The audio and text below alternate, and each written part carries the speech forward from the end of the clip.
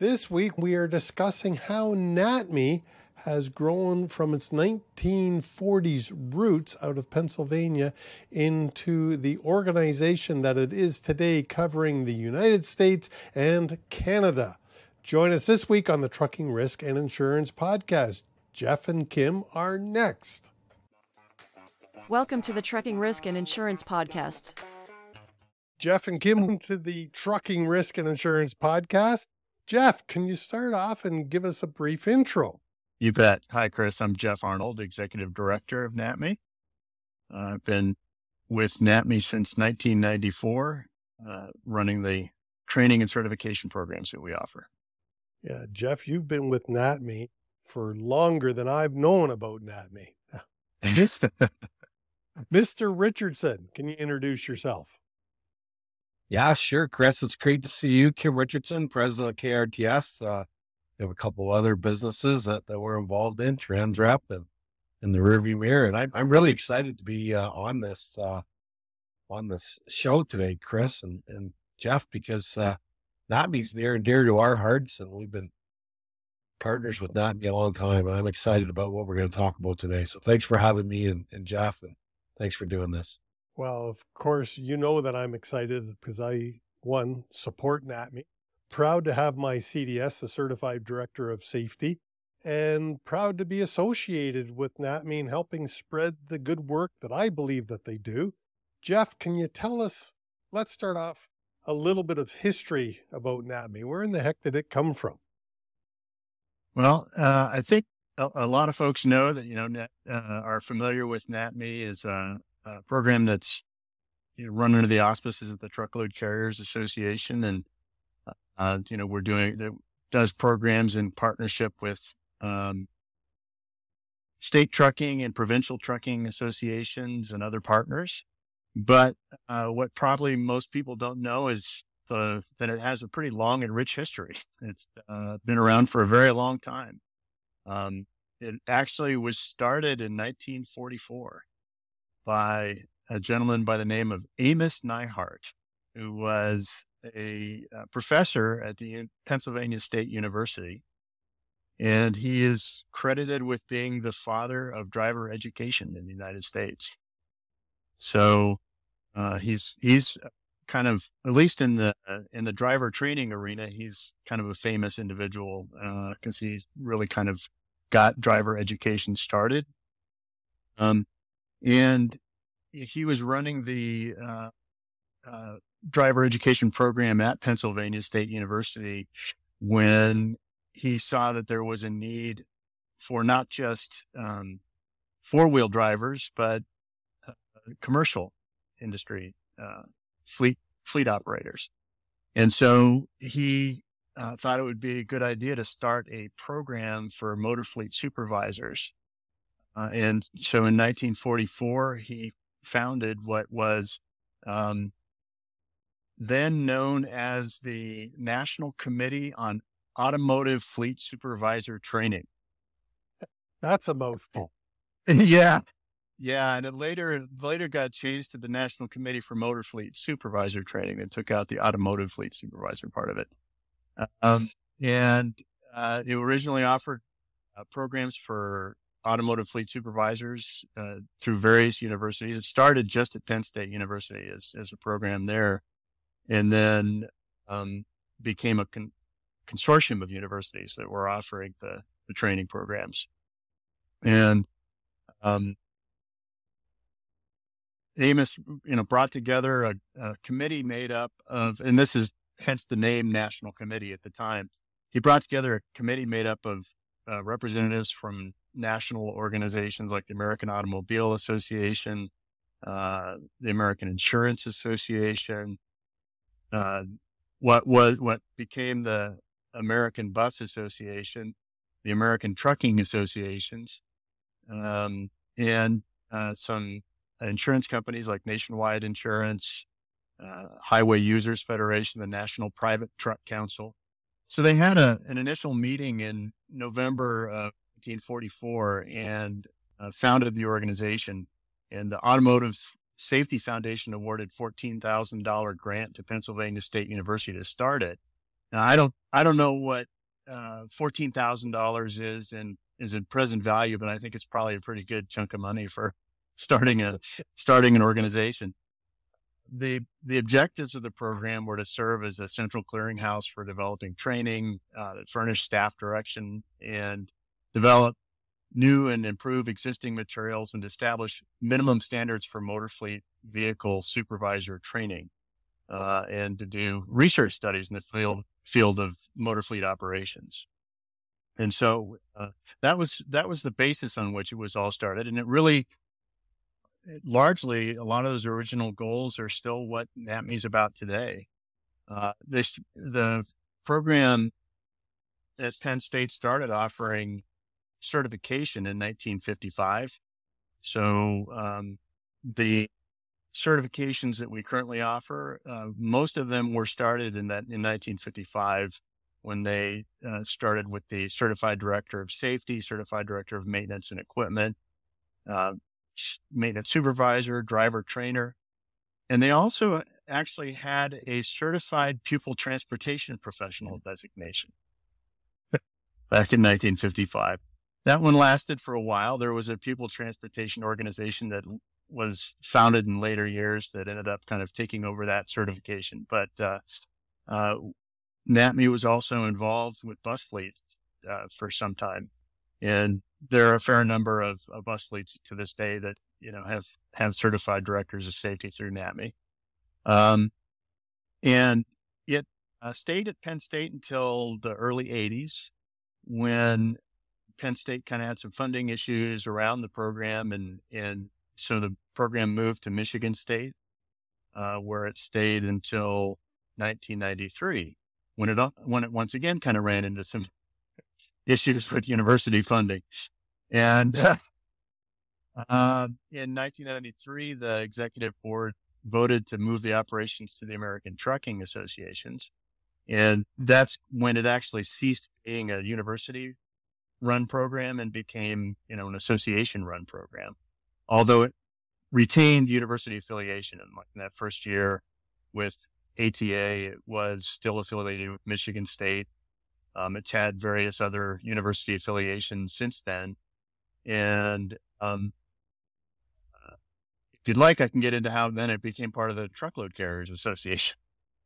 Well, I haven't heard that part before, so I'm interested, let me tell you. Sure, you bet. So in around 2000, the American Trucking Associations kind of had changed its strategic focus, actually a little bit earlier than that, but it had changed its strategic focus to focus primarily on lobbying activities and kind of getting out of some of the auxiliary activities that it was involved in, including NATMI. And so the Truckload Carriers Association, with its focus on education, was really interested in, taking over management of the program. And so in 2001, NATMI transferred over to the Truckload Carriers Association, which has been overseeing the organization, providing fiduciary oversight since then. And TCA actually officially incorporated NATMI as a nonprofit organization in 2003. It had always kind of operated as its standalone entity, but had not been formally incorporated as such. And so it is a nonprofit training and certification organization, and has been operating that way since that time. And what year or why did it come to Canada? We came to Canada in 2005, I believe, is when we first started a committee to review the curriculum and start offering programs there. We did our first courses, if I recall, in 2006 with the Ontario Trucking Association. And that's kind of how we got started there. We had an interest in offering programs in Canada for a long time, actually, since the name of the organization was changed in 1997 to the North American Transportation Management Institute, the name we have today, largely because the other name didn't make a whole lot of sense based what the organization did, and it didn't really describe anything. So we changed it to that, and our intent from that time always was to do programs both in the U.S. and Canada, and ultimately we'd like to even begin in Mexico, and have started doing some initial forays into discussions around that. And that's exciting. And as a NATMI certified instructor, you want to send me to Mexico in March? I'm all for it. I might even go down for free. But yeah, you're wanting to go to the one in Cancun, I think, is where it is. Yeah.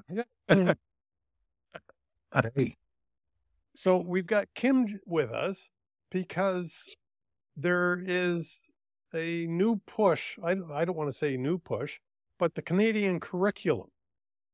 Can we talk about how that's coming about? Kim, do you want to take that one on? Sure. I just want to go back to you going to Mexico, first of all, for free in March, because Jeff, we got this on this is being recorded. So, well, when I say for free, I wouldn't charge to be the instructor as long as you picked up the expenses. I got a plan already, because that, it's really important that every once in a while that you be chaperoned. Yeah. Make sure you're doing a good job. So I'm going to go with you. We're going to take our golf clubs. You're going to do the course. I'm going to chaperone you as, my new role at NATMI. And then we're going to go and hit the ball. But I'm going to need 10 strokes aside. Still won't be enough to you. What is your new role at NATMI? Well, I'll tell you, it's going to be a fun one. I've been appointed as their new chairman of their advisory committee, which is I'm really excited about. Jeff and to TCA, I'm really honored to be doing this. And Jeff and I had a conversation a few weeks ago, and this has been going on for a bit. Spoke with the folks over at NATMI about what the role meant, what I would need to bring to the table and do. And I'm excited. I really am. It's more or less on the strategic side and content side and big picture and working with the group. And after Tuesday's meeting in Mississauga, it was very clear that this Canadian curriculum is in good hands with the task force. These folks here, they really have a passion like you, Chris, like we do, training and education. And this new task force is, I shouldn't say it's new, it's been around for a bit, but they've got some dates and some mandates and when things are going to happen. And I'm excited from the perspective of Canada here, not to take any away from North America, because we have a ton of carriers and companies that cross the border, but we also have a lot of companies that don't. And spinning the Canadian content out is going to be good for all organizations, associations, most importantly, road users, and for those who are teaching it and participating. So, Jeff, I think I've got some of the mandate as far as dates and stuff go, but do you want to touch a little bit on the Canadian curriculum and some of the things we're doing to it, or does that work for you? Yes, sure. Absolutely. Yeah. So the Canadian Curriculum Committee met in June in San Antonio at our annual meeting. And, they identified the need at that time to create a program that was Canada specific. The current content we have is, sort of cross-border. It covers both U.S. and Canadian regulations. And so they wanted a program that would, Canada for carriers that only work in Canada and don't cross the border. And so that's what the committee's kind of been charged with among other tasks, but that's the one that we met about just recently. And it's really kind of looking at what's in the current safety certification program and that can be retained as is because it's, doesn't have anything to do with cross-border issues. It's just basic safety and those things that carriers that don't go into the United States don't have to worry about, have those removed and add some things that are more Canadian specific, regulatory wise and workers' comp wise, things like that. Oh, And for most of the provinces, you even use the right lingo there, workers' comp. Here in Ontario, we have to call it something different, but that's Ontario for you. Kim, just to clarify, your new role on the committee, that's a North American-wide role, correct? Yeah. So the chairman of the advisory board for NATMI is again responsible for more of the strategic and big picture initiatives that NATMI has, other markets, where we on the good ideas that are happening currently within NATMI, and the focus on what needs to be improved. And what's really important from my perspective and from Jeff's perspective, getting his guidance is, it's not my job to get down in the weeds, but more or less be there with the group and participate and make sure that we're heading in the right direction. Because NATMI, you don't have to convince, Kim Richardson or KRTS the importance of NATMI. We've been offering NATMI courses since 2007. NATMI is part of our career path at KRTS. And if you're going to be an instructor and work in our facilities, you must have your NATMI certification, not could have. If you come to our facility and you don't have it, you must have it within 1 year. We pay for the programs. We believe in that. I'm pretty confident in saying that the certified driver trainer, the certified director of safety, all the courses that are put on by NATMI are best in class. Not only are they best in class, it's a designation. This program falls under a university, and I think that's critical, and especially in our industry. Yeah, something I'm not sure, I don't believe Jeff knows. Kim, you may have heard me talk about this. I've been hired a couple of times, 4 times now, where I've worked for lawyers and, written expert opinion or been an expert witness, that type of thing. And a large part of that is because I do have my certified director of safety from NATMI, which is, with the university affiliation. So it's done great things for my career. Jeff, I know that you remember I got my CDS. I had to come to Denver, and I did it through the Colorado Trucking Association back in 2005. I didn't meet you then, but I met you a few years after that, or the year after that, I think. I don't think I actually realized you had to travel all the way down here to take the class. Well, it wasn't in Canada yet, and being that I was employed by Old Republic, and Great West was Great West Casualty was a great supporter of NATMI. Great West said, "Hey, get your safety guys to get their CDS," and we knew it was coming to Canada. That had already started that process, and so I went down to Denver and did it. And Denver was chosen because it was being facilitated by 2 Great West Casualty safety guys. Right. So I got to meet those guys as well. The Canadian curriculum, where does that stand? How is it moving forward? We've got, as we mentioned, we've got the curriculum committee that's chaired by Michael Robinson and over at CAT. Yeah. Yep. Yeah. Goes by the acronym. I don't. And there's a great group of professionals on that committee that are reviewing, that are helping the task force to create the new Canadian curriculum, but also looking at other areas of curriculum that we offer in Canada. So reviewing the safety certification program that we currently offer, as well as a driver trainer, and looking at launching the maintenance program in Canada as well, so that we can start offering the certified director of maintenance and maintenance supervisor. There's major revision recently done of the accident investigation program that also now includes metric, and so that it can be offered in Canada. So we've got kind of imperial and metric measurements in that, and so that program is now being offered both in the U.S. and Canada as well. That's awesome. Kim, do you have any plans, or what are the future plans for expanding NATMI specifically up here in in the Great White North? What Well, can you divulge? Oh, happy, Chris, I'm pretty transparent when it comes to information. I think it's important that we communicate to the industry what's happening. And, the current president of TCA, Jim Ward, is a huge supporter of NATMI. He participated in NATMI many years ago.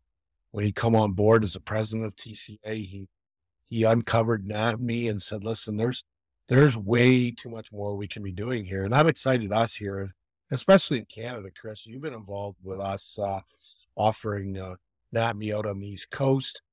Just recently, Jeff was out working with Kelly Henderson and Trucking Human Resource Sector Council and getting some more instructors certified.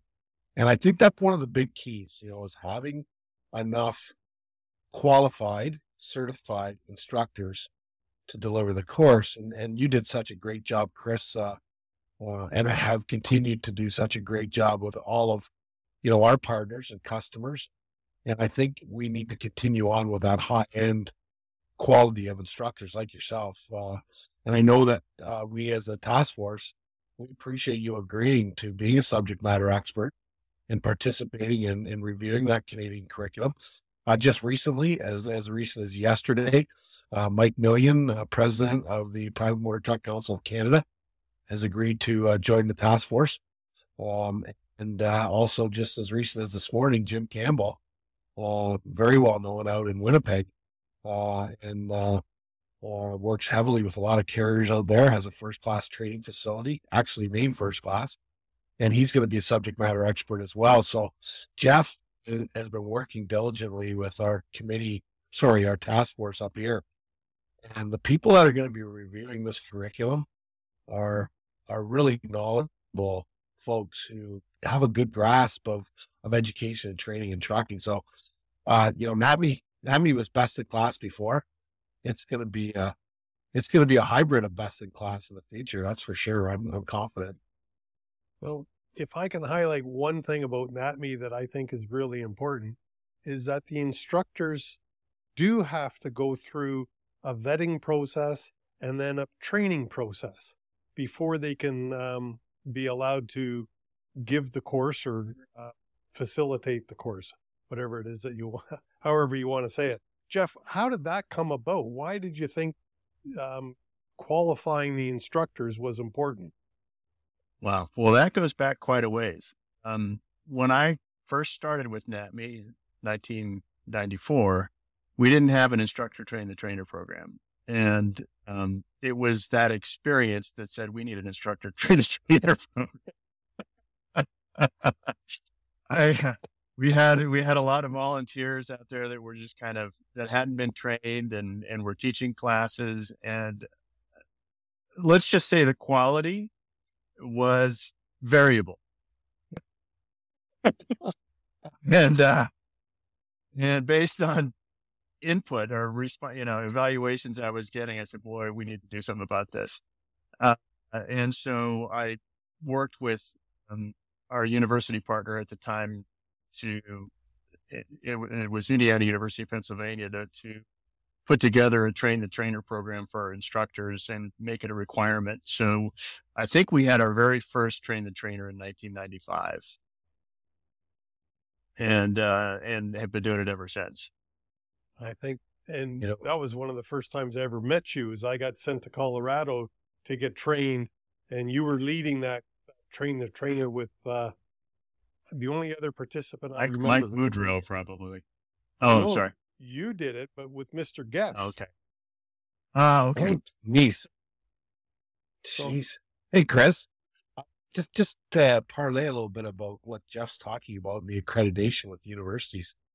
We've certified, I don't know if it's thousands. We've certified a lot of folks through NATMI in Canada here and in Canada, other parts. But one of the things that we hear constantly is that one of the reasons they value their certification so much is it's not gifted, meaning that you don't just pay a fee, attend the course, and get your certificate.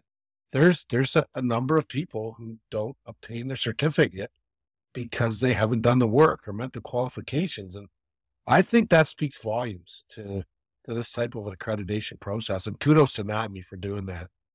That's important to us. Thanks, And Jeff. one of the other things that I like about NATMI a lot is the odd time when I've run across somebody who decides to use CDS on their business cards and things like that, and they haven't done the full program. If I reach out to NATMI, Jeff is very quick to assist and have that removed, aren't you, Jeff? Yeah, I've got some nice cease and desist letters. It's valuable to me because, as Kim was alluding to, you know, and for the listeners who don't know, you have to have years of experience. Then you attend the 4.5 or 4 days of class, write an exam, pass the exam, and then the hard part starts. Then you have to hand in an online exhibit, and that has to be accepted. Once you've done all those steps, that's how you can become a certified director of safety. Same for the CDT or similar for CDT. The classroom there is only 2 days, but I appreciate NATMI stepping up because I worked hard for my accreditation. I'm proud of it. And if anybody could stick it on their damn business cards, it would dilute the value that I get from it. So I appreciate NATMI backing us, and those of us who do have CDS, and there's literally hundreds here in Canada now. Yeah. You know, so I appreciate the efforts of NATMI to keep it valuable. Yeah, and we appreciate it when we are informed about individuals who are falsely claiming that they've completed the process. We don't want it to be undermined by those sorts of activities either. No, and I think that's important. Kim, you got a word to say there? I saw this light bulb. Did you see something? I just get so excited about this, guys. When I take a look at some of the people who become certified driver trainers, these folks, him or her, generally are drivers who want to move their career path along. And what we've seen is the level of confidence once they do these types of courses, specifically not being certified driver trainers. It really takes them to another level. I have to say, they're really proud of it, of getting that designation. And the other thing is companies can use this as a reward because mirroring what we do, I mean, if once you get your NATMI certification, you also move to a different pay scale, which is incentive for some folks, not all, but for some. But developing a career path that includes NATMI, not only provincially, but nationally here in Canada, I think is on the forefront. I really do. I think that, Ontario, when they developed the MELT program, they wanted to know what courses were out there because we told them how much they missed the ball by not having certified trainers and designations. And it doesn't have to be only NATMI, but NATMI is certainly a program out there that I think everyone can benefit from for sure. And for our listeners who may not be familiar with MELT, that's the minimum entry level truck driver training that started here in Ontario, has spread similarly in several provinces. And there is something similar coming in the States, I believe, to have a minimum entry level driver training. But already have it. Yeah. So yeah. Kim, I think what you were alluding to is the instructors are not certified for that MELT program yet. Well, yeah, let's just say that the qualifications to be an instructor in the province of Ontario are very lackadaisical. And that's no, I'm not knocking our government. I'm not knocking our industry. I'm just stating the facts. Together we can work in harmonization to improve that. But I also think it needs to be improved nationally. Yeah. If I'm living in Ontario and working as a commercial truck trainer, driver trainer, and I move to Alberta, what qualifications do they need out there? So our goal, and from an NATMI perspective, and it's something that I'm going to be taking to the committee, is how do we make this endorsed nationally in Canada at a federal level, where they say, hey, listen, here's the programs that are available if you're thinking about becoming a commercial driving instructor or a director of safety, whatever, but specifically the driver trainer, because in every province, in very few provinces, the qualifications don't meet the importance. Well, and we're talking about saving lives. When you are talking about training new drivers to operate 80,000-pound vehicles, we're talking about saving lives. And NATMI can have an integral role because of the certified driver trainer program. Yeah. Well, and I think the other thing NATMI can provide is also a clearinghouse because of their database. So can you just envision if every province had one-stop shopping to make a call to say, can you supply us with all the instructors that have been certified for commercial driver trainer in Canada? And they click a button and they see all of the folks that are certified in the province. The province's bandwidth for getting stuff done is it's stretched. So any way that we can help as an industry to support them, isn't that the way it should be? Well, anything we want our governments to do, we're spending taxpayer dollars. And there's never enough taxpayer dollars to go around. So, yes, I agree with you. We should be supporting our government in other ways that can save them money. Absolutely. No knock against our government, Chris, but we all know that in some cases in the transportation sector, because of promotions or job opportunities, some of these folks in government, they get in transportation, they don't know a fifth wheel from a Ferris wheel. And that's really not their fault, but it is our job as an industry to come along and to say, this is a Ferris wheel, this is a fifth wheel, and here's the difference. That's a great. I haven't heard you say that one before, Kim. And I thought I'd heard them all. But yeah. I'm going to remember that one myself. Yeah. It's no knock on our government, honestly. Like we work pretty closely with the government, and it's not a knock. It's just a laugh. No, right. Well, they're not in a different. They're not in the trucking industry. That's right. Something wrong with them. Yeah, exactly. Oh. They should be working with the industry to understand what the industry needs are. Absolutely. And as we wind this episode up, Jeff, what are your hopes and long-term goals for NATMI? Well, I'd like to see, our full suite of programs offered in Canada, as well as, as well as some things we're not even thinking about. Right. And, we've got some great opportunities for, expanding our online learning as well, in addition to the in-person programs that we do. So that's a big part of what I see coming in future, programming. Yeah. During COVID, we did several Zoom, CDTs and CDSs. And still are. There's still a desire for some virtual programs as well. So it's become a yes and rather than either or anymore. Yeah, well, I mean, the cost savings for not traveling, if you have to travel, is huge. Oh. Right.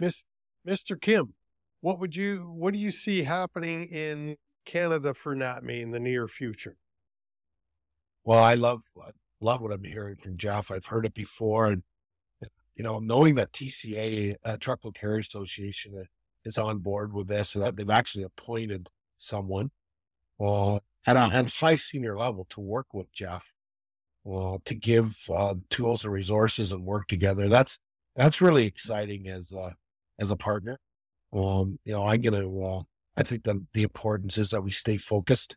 This e-learning opportunity, we need to go down that road because every other industry and educational body is doing it, and continue on the reputation of excellence, because NATMI does have that stamp of being very reputable and offering excellent programs. I mean, we offer a number of other courses. I can confidently say that NATMI is as good as it gets when it comes to professional education in our industry. I'll point over there. Where is it? Right there. There's my NATMI certification.